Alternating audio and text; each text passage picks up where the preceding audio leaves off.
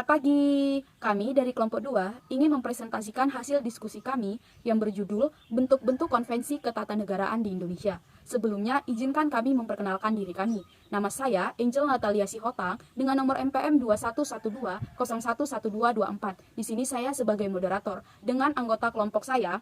Nama saya Amanda Hirunisa, NPM 2112011177. Saya Hayurinisa Nawawi dengan nomor NPM 2112011265. Nama saya Muhammad Rizky Pratama dengan nomor NPM 2112011238. Nama saya Muhammad Zin Azuri dengan NPM 2112011292. Kenalkan, nama saya Istiqomah Mawiyah dengan nomor pokok mahasiswa 2112011331. Nama saya Adinda Ramadhani dengan NPM 2112011565. Saya Juharliati dengan nomor NPM 21120114557. Saya Yudi Pratama, NPM 211201140. Saya Hari Sulistyo dengan NPM 21120111222. Nama saya Miradi Utami, NPM 21201011568. Pertama, saya akan menjelaskan pengertian Konvensi Ketatanegaraan menurut para ahli, yakni menurut bagaimana.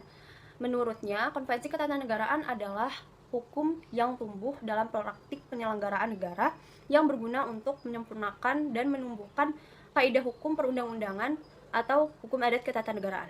Selanjutnya adalah menurut Donat Aurumokoy, Konvensi Ketatanegaraan adalah sikap atau tindakan atau kebiasaan yang bersifat mendasar dalam aktivitas penyelenggaraan negara oleh alat-alat kelengkapan negara yang belum diatur dalam konstitusi dengan tujuan untuk melengkapi ketentuan-ketentuan ketatanegaraan.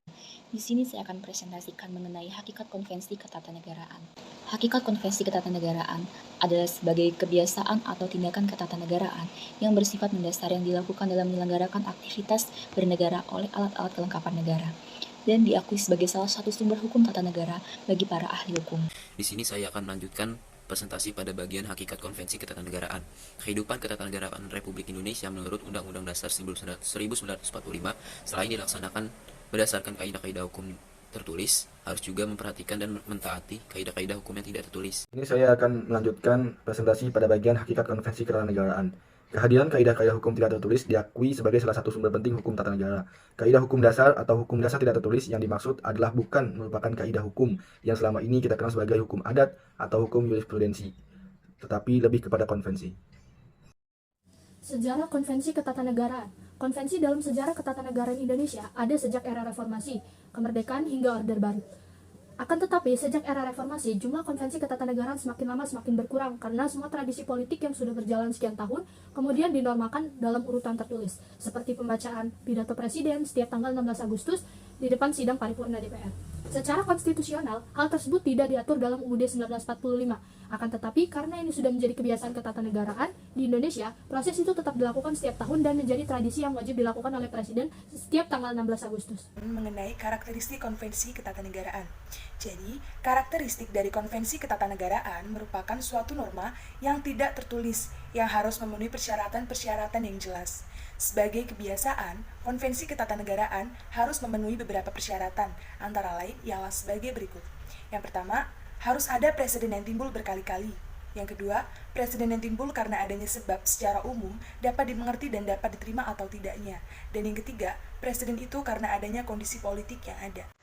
Fungsi konvensi dalam praktik ketatanegaraan di Indonesia. Alasan-alasan konvensi dalam sistem ketatanegaraan Republik Indonesia didorong oleh yang pertama, konvensi merupakan subsistem konstitusi yang selalu ada pada setiap negara. Tanpa melihat konstitusi yang dianut, 2. Republik Indonesia adalah negara yang berkedaulatan rakyat. Konvensi merupakan salah satu sarana untuk menjamin pelaksanaan kedaulatan rakyat. Pada kesempatan kali ini saya akan menjelaskan mengenai praktik ketatanegaraan yang dikembangkan menjadi konvensi, yaitu 1. Pertanggungjawaban Wakil Presiden terhadap MPR. 2. Pertimbangan regional dalam pemilihan Presiden, Wakil Presiden dan pengangkatan Menteri. 3. Keikutsertaan DPR dalam pengangkatan Menteri.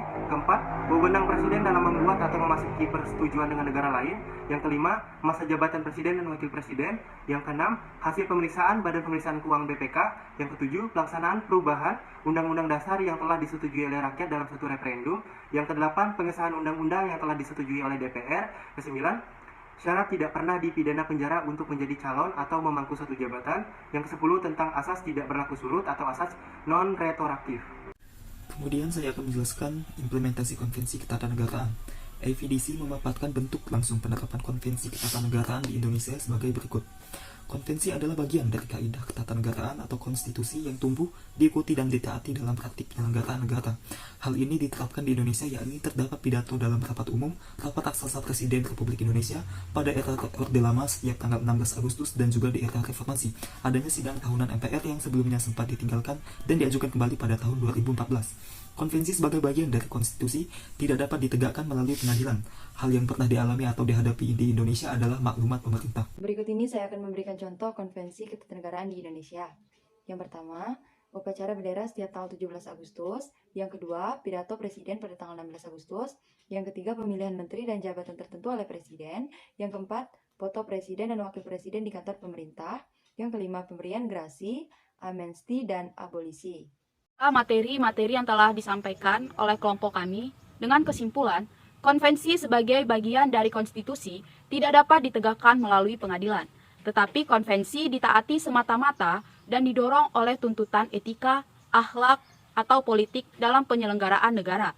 Adapun contoh-contoh konvensi ketatanegaraan di Indonesia yaitu upacara bendera setiap tanggal 17 Agustus dan pidato presiden tanggal 16 Agustus dan lain-lainnya. Sekian. Bila ada salah kata dalam pemaparan materi yang tidak berkenan bagi Bapak maupun teman-teman, kami dari kelompok 2 mohon maaf sebesar-besarnya. Terima kasih.